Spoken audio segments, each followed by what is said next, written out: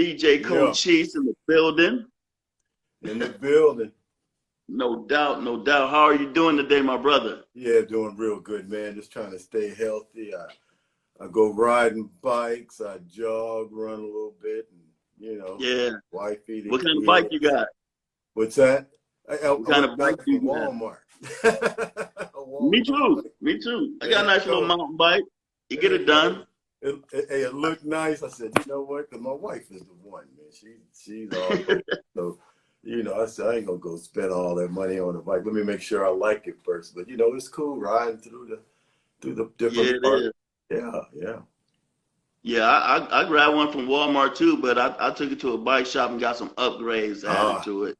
there you go. Cool. All right. Let's start here, sir. Mm-hmm. First of all, congratulations on your retirement. I know Thank you've you. been enjoying yourself. Yeah, I have been enjoying it. Absolutely. I see, I see. Now, tell me about growing up and what got you so fascinated with music as a youth. Me, just hearing my parents' records. I think we all did that, and just hearing the R&B. I really didn't get into it until Parliament Funkadelic came out. Then I was like, oh, okay, that's more my style. Even though I'm a little youngster, but my mother took Yeah. me to a Parliament Funkadelic concert, and I was like, now that's what I'm talking about, because I wasn't into the groups dancing and all that. So yeah. Right. Mm-hmm. You was probably into the bass line, how Right. it was just hard. It was just nice. Yeah, for sure, for sure. Okay, so now did you ever like play any instruments or sing or anything like that? I tried to play the drums. I saw the cool part of people playing drums. So my dad went and got me this pad, beat on Mhm. this, and I was young and I got bored. I said, "Oh no, this is not for me. Too much work." No doubt. So when did you elevate into actually DJing, and how did that occur? Yeah, this was back in when I was in college. So I got there, had a track scholarship. So 1979, I got there, and I had a roommate from the Bronx, and Hmm. I was hearing his mixtapes, and I came from Naples, Italy. My dad was in the army, and Okay. yeah, so I just went to Kent State, on a track scholarship, and he was my roommate. So I started getting into all the mixtapes he was bringing in, and everybody singing like Ray Goodman and Brown, and I'm hearing to the beat. Everybody, now throw your hands in there. I'm like, what are they doing? They're like, oh, this mixtapes, man. I'm like, all right, all right. So it just caught you off guard, huh? Yeah, yeah, it caught me, caught real good, and there was a brother that DJ'd at Kent. So this was a year before Arsenio Hall left, and Okay. that's how far back this goes. Steve Harvey, I know he said he went to Kent. I ain't met nobody that met Steve Harvey at Kent, but he said he went. He was there. If you get, I Listen, ran into people that ran into Arsenio, right. but Say, but no Steve Harvey on the grounds. he said he went. Hey, he was there, so he a golden flasher like the rest of us. Right. Hmm. So did you start you? So that's when you started DJing on the college No, campus. no, not then. So I used to go to this club in the student center called the Rascal, nicknamed the Hmm. Rat. So that would later be a very important part in hip hop. So I also pledged the fraternity, Kappa Alpha Psi, all the noops out there. What's up? So one of my buddies that was he was Kappa. We pledged, excuse me, pledged together, and we had track scholarships together. He had a bigger track scholarship than me. And he was like, Cochise, you just, you make good grades. I was going to class all the time and, all that stuff like you're supposed to do in college when you all get there. And Right. what do you want to do? I said, I want to DJ. That's what I want to DJ. He's like, all right. So he gave me $300. I went straight to Uh-huh. Radio Shack and got all this stuff, and then started imitating what I heard on those mixtapes, you know. And it kind of just went from there, man. And you know, I'm on the radio, not on the radio yet, but you know, we're listening to Bud McFarlane. I'd already been listening to Bud McFarlane for about a year. So you figure I got there in '79. We went around 1980 May. I became a Kappa, right? So Mm-hmm. you figure I had to go back to Naples, Italy, you know, for spring break, well, summer break, and you come back, and Kent State started at the end of August, August 28th, I believe, right? Because my birthday's September 13th. Okay. And they were advertising. Dean Rufus was already advertising before I went or back overseas. You know, send me your tapes, you know, the big DJ showdown. So, you know, I'm like college kid. You know, that's Bud and Preacher Man and all the other big DJs at the time. But what Right. happened was, you know, when I came back from Naples, Italy, and they were still advertising. So then I'm like, let me go get my stuff. And I didn't have a club then. And Lonnie V, that's his name. He had Mm-hmm. graduated that year. So there was nobody doing the Raskiller. So I went to the club, young man. I think I was 19 then. And I was, hey, I need a club. I'm going to enter this radio DJ contest. He was like, well, what station? I said, FM 108 WDMT with Dean Rufus. He was like, what? So, you know, I wanted, I said, can I use your club as the club? You know, this is all I know is Kent State. He said, yeah, use it, use it. So I sent a tape in. And, you know, little did I know, I didn't know then, but, you know, at Kent, rap kind of started there with me, basically. So Mm-hmm. whatever I did was the norm. So you figure I'm going through college before that contest, and I'm mixing records, and Lonnie V was rocking them before me. But you know, before me, a lot of DJs, minus Bud McFarlane, and a few, would play a Mm-hmm. record, let it go off, you know, play another record, let it go off, play another record. So you know, you would go to a jam, a fella might meet 20 ladies, 25 ladies till Right. Cochise started coming, you know. So I'm doing the college campuses. Cleveland wasn't hip to me yet. Now I got Uh-huh. them people on there 20 minutes long. They're tired, sweating, and people would boo me. And, you know, I'm not playing all the R&B hits. I'm playing rap records, and Right. it didn't go so good at first. They weren't ready, huh? They were dogging me. What are you doing? You know, my frat brothers would step to me, but you know, Yeah. but then it start changing. You know, people start coming out their dorms, and who is this Cochise DJing for the Kappas? You know, other sorority. I remember my first gig, you know, outside of Kappa with Sigma Gamma Rose, paid me $15. Y'all owe me some more money. But I just start catching on. So, you know, in college you go, we were on semesters, and then you leave and go to break. So what I would do is make mixtapes like I heard. So a lot of the college kids would have my mixtapes, and guess where they were going? Back to Akron, Youngstown, Cleveland, Pittsburgh. People would dub them. So now this kid, Cochise, is getting popular. At the same time, I come back from Italy. Remember, I had tapes go out before I left. Maybe I probably mass produced 100, put them out, Mm-hmm. came back, sent it to Dean Rufus, what I was doing. So I didn't know what Cleveland and everybody else was doing. I just knew Right. what I was doing, right? And he heard it, and I gave him a phone number. We didn't have cell phones back then, you know. There wasn't no cell phone. I was Right. too broke to have a pager. Matter of fact, pagers weren't even invented yet. They came out, I think, the following year. You know, only Uh-huh. people who had pagers were doctors, you know.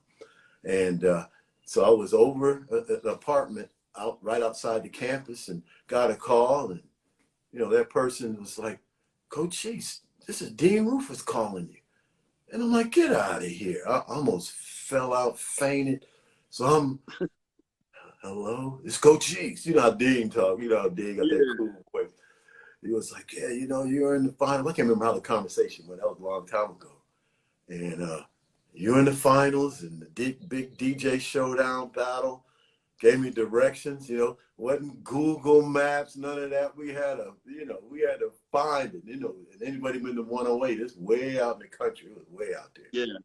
So, we did that. I'm holding this thing steady, so if it's shaking, that's why. Oh, you good? We good? I done had people in their car, flipping can, and David Ford, he dropped his, so we good money. I had it all set up, and I was upside down when you called. Hold on, I think I can get this. There it is. Yeah.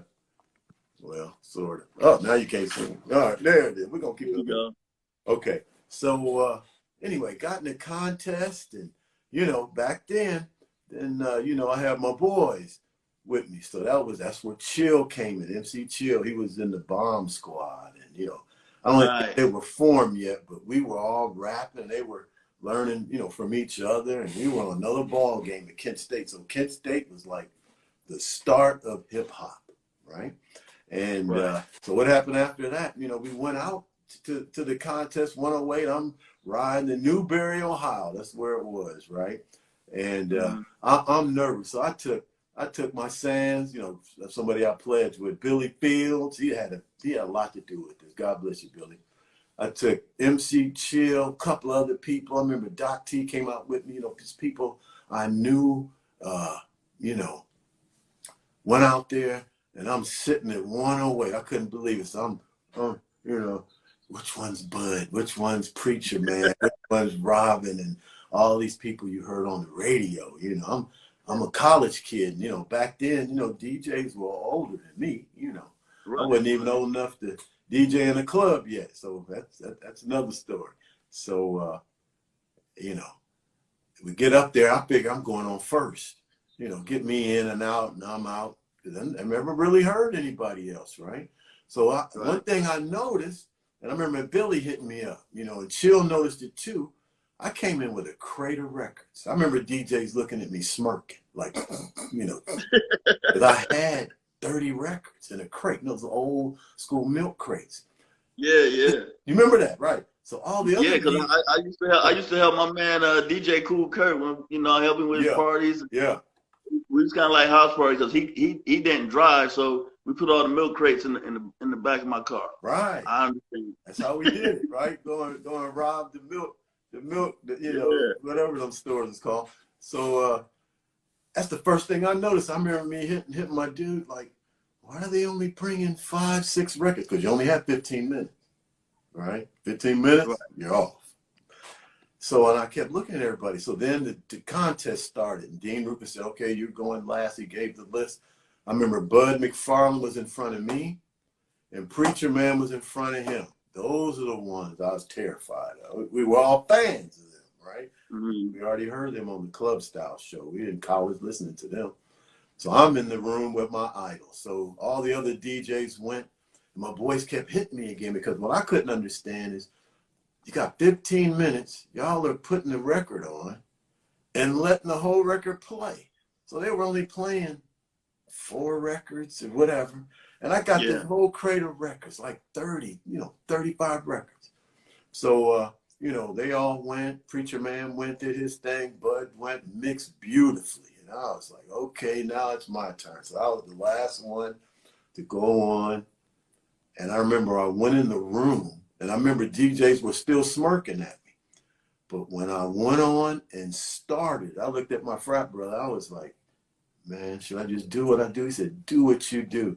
Cleveland never heard a rapper yet, right? And we were all of us were rapping at Kent. So nobody heard that in Cleveland and Akron, and DMT reached out to Canada back then. So we had fans in Canada too. And so when it started, I threw on the instrumental of Sequence. Say 1, 2, 3, 4. What the hell you come in? I was ow to the beat going. I turned on the microphone and just started rapping. I can remember seeing the DJs come up through those blinds. If you ever went out, and they were looking. So I think Chill or Billy closed the blinds on them, man. I remember that because I was nervous. Like nobody's doing what I'm doing. So I got up and started mixing, and then I called it swipe and mix. They never heard that stuff. So Cleveland was judging and listening, and everybody listening. So I guess they were as shocked as everybody else was, because they never heard anybody do what I did. So you figure in a 15-minute span, I probably played 20 records, right? Yeah. Nobody was doing beats per minute. Right? Maybe Bud. Maybe Bud was very advanced, right? I learned all this from that guy, how to do the beats per minute, how to set your records up. So you could get a record, hear it for a minute, and you knew right where to put it in the crate. You had numbers up there. So I'm flying through these records, making scratches in Cleveland. Everybody heard the show. So then everybody voted, and then I won. So here's this 19-year-old kid from Kent State that never DJ'd in any clubs or anything. A Mm. million people knew who I was in 15 minutes. Wow. And that's how it all went down. After That's crazy. my life, never just, Especially that's crazy, especially for back then. Like a million people, it was yeah. hard to reach a million people. Well, it was different back then because, you figured now, let's say if I came out to DJ now, there's probably 2,000 different stations and online stations and to listen to. Yeah. But back then, one station covered a whole city and beyond. And then the Yeah. rules weren't the same either with the power of the radio station. So, which is why they were in Newberry, Ohio. So they can broadcast and be as powerful as they wanted to. If that antenna was, say, downtown Cleveland, couldn't turn it up. So you probably wouldn't be heard that far. But that's how I got out here, and life changed and turned upside down, and was beautiful. It was beautiful. Man, because like to me, I always tell people, man, it's like Cochise is like Ohio's red alert. You know what I'm saying? Yep. I am red alert, Mr. Magic, all of that. Yeah, like I always put you in that category. And it's like, man, Mm-hmm. I just remember you being on the radio. I like this dude is killing it. It's like what you did for the hip hop culture in Northeast Ohio is just like crazy. And I don't think people really understand the magnitude of your influence, and Yeah, everything that you really done, for yeah. Northeast Ohio. Just especially then, just really getting hip hop, heard around here. Mm-hmm. Mm-hmm. Yeah, it's one of those things that just had to happen. Like I said, I was an Army brat. So I was born in Cleveland, Ohio. So, every Army brat that's an Army brat, you always want to try to go to college near the city you were born in if you didn't come up there, Yeah. everything just lined up. And then, me, I've always been a humble person. So I tried to, since how I went through as a DJ, getting dogged and booed and R&B's running the show and this and that. So I figured, look, I go to college in Kent. That's like hour and a half away. I got to meet Right. as many people in Cleveland as possible because we're gonna run R&B out of town, right? So that's right. First person I think I met was, of course, the Electric Crew. We was all down. MC Banks, Doc T, Daryl B. Y'all know them, heard of them. But Johnny O, that was the first person I met. First person. So, kind of taught him the skills a little bit, mainly how to be the businessman. Because, I was Yeah. always stressed with whoever I was with or I could talk to. I try to talk to everybody. Only way hip hop is going to survive is be business. And they were like, Cochise, what you mean? You DJ everywhere. I said, I'm DJing in these clubs, and they're 250 was a lot of money back then for party. Might still be, but at 250 was the rate, and that was max. And I didn't Right. like it. So people, a couple people, oh, you just arrogant and this and that. No. How is a club going to hire me as the DJ? I'm 20 now, right? So picture this. You know, Right. how are they going to hire me as a DJ? Everybody's coming because of me. You're going to get the door, get the bar, and then pay me $250. I've already scoped this place out, and nobody's coming. So that's when I started changing the game, and I learned from Psychotic Nut Terry King from Cleveland. He was Mm-hmm. doing that. So I kind of listened to Bud, you know, just the confidence Bud had. Lonnie V, I saw how he motivated people at Kent. You know, he could look in your eyes. He's a great man today. And then Yeah. I had psychotic nut. I learned the business end of it. Didn't go talk to any of these people. I kind of observed them from the distance, because I used to go to Terry King psychotic nut jams, drive from Kent just to go up there and sit. And I used to sit. He didn't even know me. I'd sit right in front of him, or sit, you know, at the tables and just watch them. And I'd see him go Right. to the bar, you know, serving drinks. I see him go to the front door. I see him talking to the police officers. And then I'd stay and see how he's handing out money and doing this and doing that. I'm like, he's running the whole show. So that's what I brought to the table too. And it's so crazy because my man DJ Chicago. Oh yeah. I did we had a conversations with him, and Mm-hmm. he spoke so highly of your hustle hand as far as getting your mixtapes and all that out. Let's go into that a little bit. Okay. Well, you know, the mixtape game, I definitely didn't start it. I used to Right. go out to, you know, God bless Crazy D. He used to work there. You know, I knew him as a kid. You know, R.I.P. He passed away. And there was a guy that owned that record store on Warrensville and Harvard. If y'all know, you know, Cleveland. And Right. his name was Art. So I'd go in there with Art. You know, I used to always go visit all the record stores, get records, right? And Art used to tell me for months, man, you need to make mixtapes. There's the DJ Supreme, y'all arguing who's the best. He making all the money. So I went in there one week and he said, man, DJ Supreme stopped making mixtapes. I don't have mixtapes. That's when I made my first mixtape.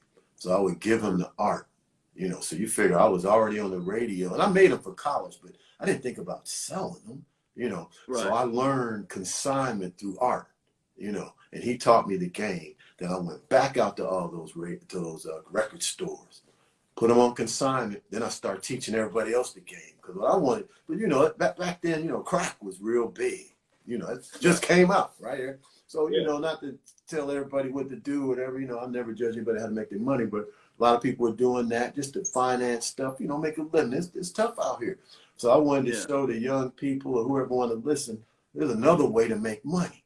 If we can, because I was one of the first, matter of fact, I took Chill and all of them, the Bomb Squad. We made basically the first record in Cleveland. How you can go and make your record, make your mixtapes. First mix CD person in Cleveland is a young man named Top Cat. People ain't even hip to him.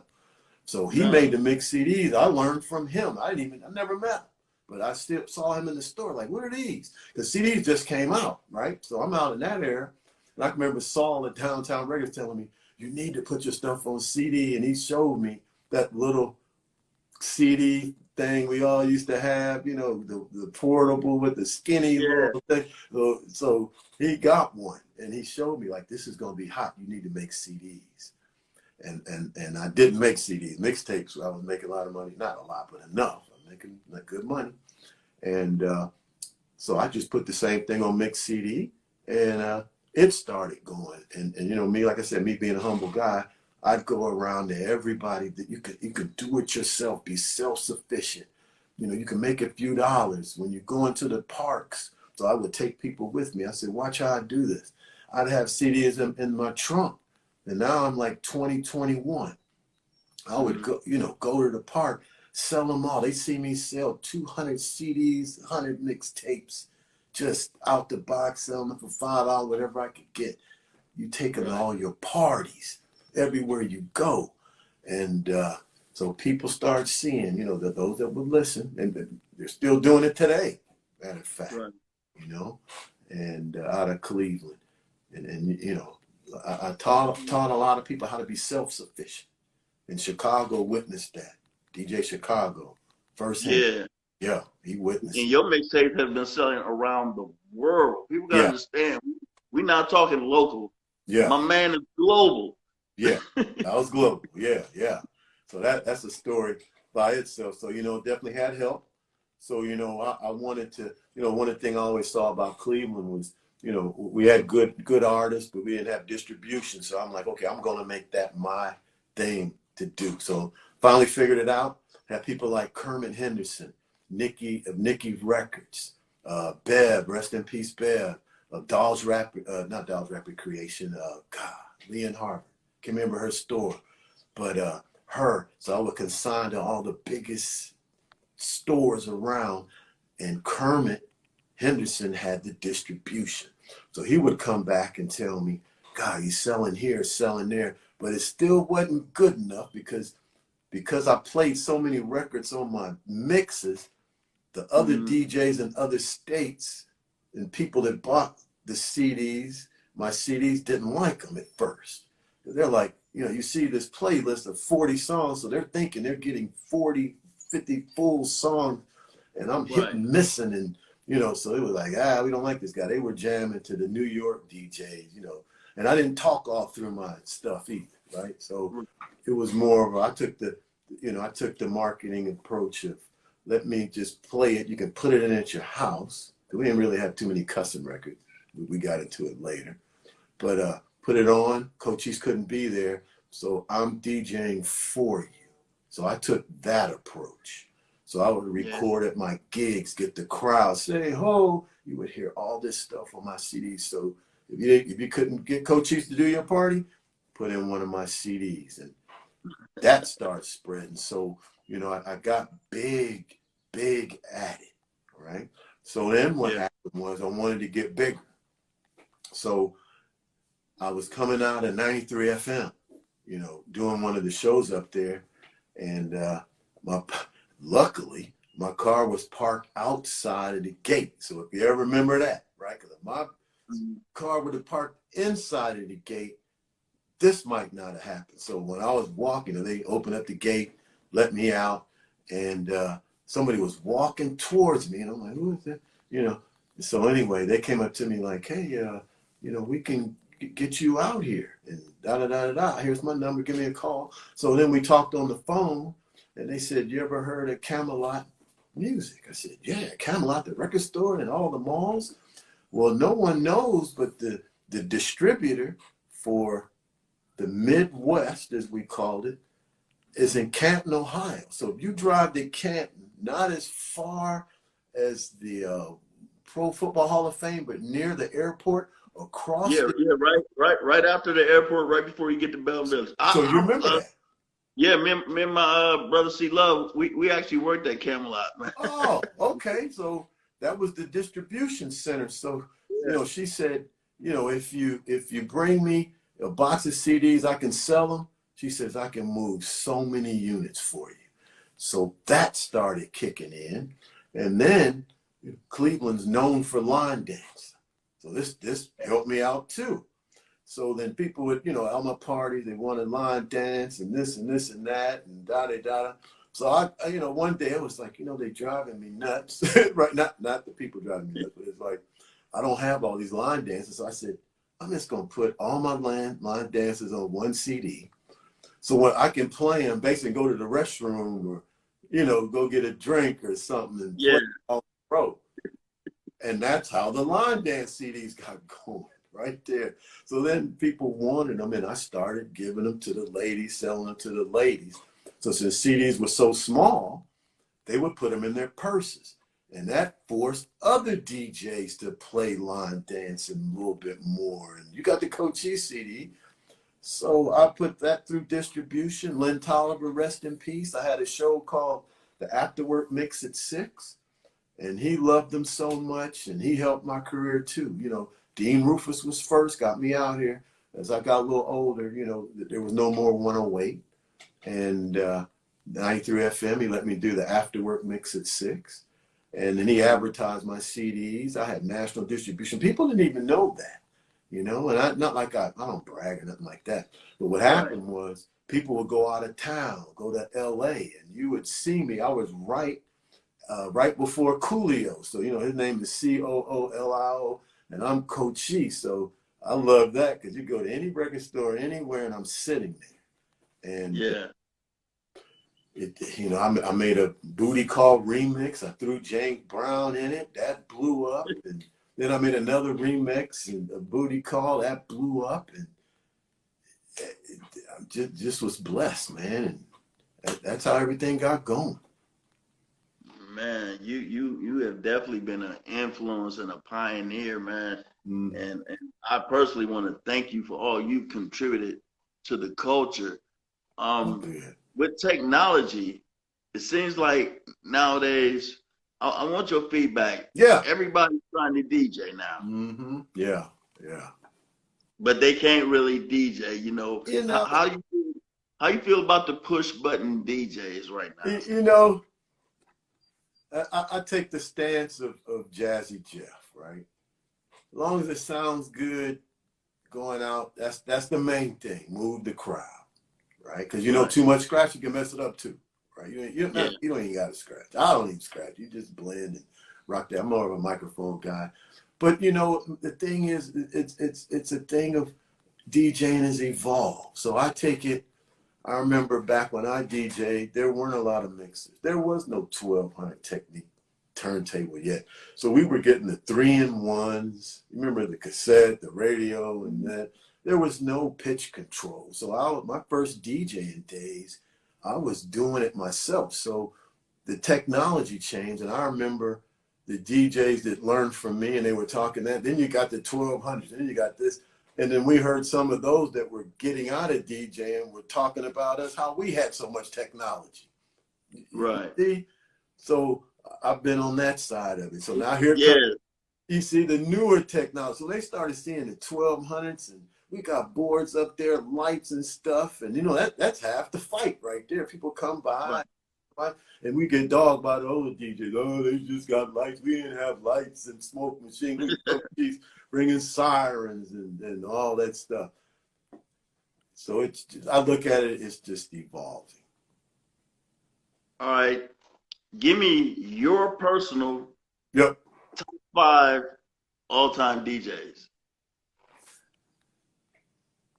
My, yeah, man, you put me on the spot. Okay, Yes, I all-time did. DJs, the DJ Cochise. And no offense to everybody out there, but if I had to go and listen, I can remember me coming up. There's one DJ in Cleveland I love to this day, that's Scratch Master L. He Yeah. definitely number one. I just love hearing him, right? He was phenomenal because me coming up, I used to hear it through the streets. Man, there's Scratch Master L, DJ Sax too. He was battling Scratch Master. I'm like, who are these guys? They new school coming to move us to the side. Either we gonna change and talk about them or evolve with them. So Scratch Master L. There was a white guy in Cleveland back in the day, DJ Swamp. Y'all, people might not even know who he is. Had long No, not hair. familiar with him. Never heard of him. Oh, he won DMX, all that DJ stuff, man. He's out here today. So look him up, DJ Swamp. All I right, so will that's do that. 2. DJ Jazzy Jeff, he invented transforming, so all that stuff. So I loved him, hearing him. I can stop at those 3. I got to name 2 more. 2 more. Just DJs that are out here that made Cochise go, wow. I have to give it to that DJ. I don't know his name, but when I was in college, the one that was on those mixtapes that got me motivated to hear this young man. I mean, he is phenomenal. If he was from Cleveland, oh, he blew up. Because if I blew up, I wasn't even good as him yet, So I say that's 4. And I have to give it to Bud McFarlane, from Cleveland, because when I was in college, we all stood around the radio and listened to him. So yeah, I say that's my top 5. That's my top 5 right there for me. Yeah. I put Scratch Master L first. I give him that. But then you got the Johnny O, DJ Chicago. Yeah. He came after, what Scratch Master L did too, but he came after. But they're good too, man. DJ L Dog, there's some good ones out there. Centipede, Dave Cheese, all these boys came up. What advice would you have for an inspiring DJ? They just now getting into the DJ game. What advice would you have for them? If I was the youngster coming up right now, I would say YouTube would be your best friend. We didn't have that, but I'm looking on YouTube now. It teaches you everything, how to do everything. Learn the business of DJing. Realize that it could stop one day. You know, I was blessed. I made a living at it, right? It's going to stop one day, but if you want to DJs, there's two kind of DJs, right? One that do it for a hobby, ones that do it for real, right? So I'm talking to the ones who want to do it for real. I would say let DJ be your second thing, because you got to have a plan.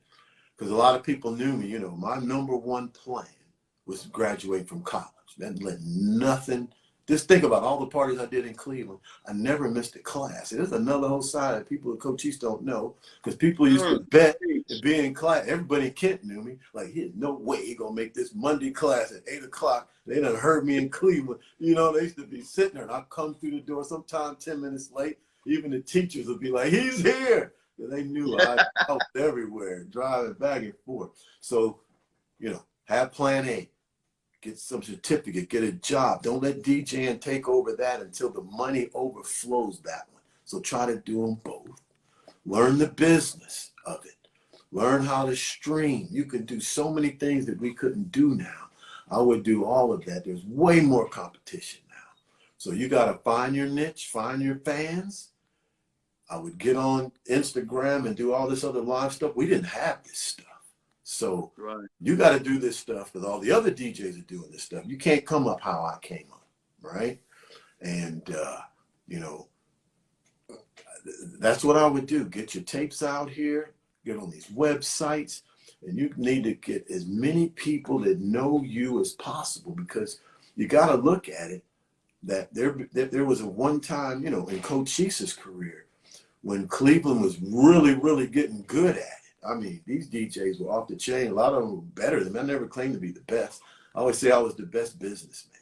Definitely the best businessman, right? That was my forte. But it's not like Cleveland ran me out of town, but kinda. You know, that's why I love DJ Chicago. I was talking to DJ Sax. And what's up? Let me tell you, man, that's why I love Chicago. Chicago don't even know this, why I love them, right? So it was about, I don't know, 3 weeks ago. I'm talking to DJ Sax. I didn't know DJ Sax was DJing with DJ Chicago. So he brought up the Millennium. So I was like, I told him, I said, damn, man, I used to DJ the Millennium. So I said, matter of fact, one night DJ Chicago got me fired. Because I'll never forget that. I'm up there DJing, and here comes Chicago, you know, and I know we're friends. Like, we double dated, that kind of thing. And I'm like, dude, what are you? I don't think you work here no more, Coach. He said he was one that, I didn't do that stuff, but I was already doing my CD game. Came to me man to man. He said, this is your last night. Matter of fact, basically, you're done. So that's not why I love him. I always treat him with respect, but I love him because here it is, I don't know, 30 years later, 20 years later, and I talked to DJ Sax, and he was like, I don't even know this story. He said, that's how he got in the Millennium.